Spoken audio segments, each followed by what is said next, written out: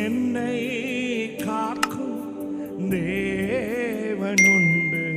நான் கலங்கிடும் போது கிருபை என்னை காக்கும், என்னை காக்கும் தேவனுண்டு.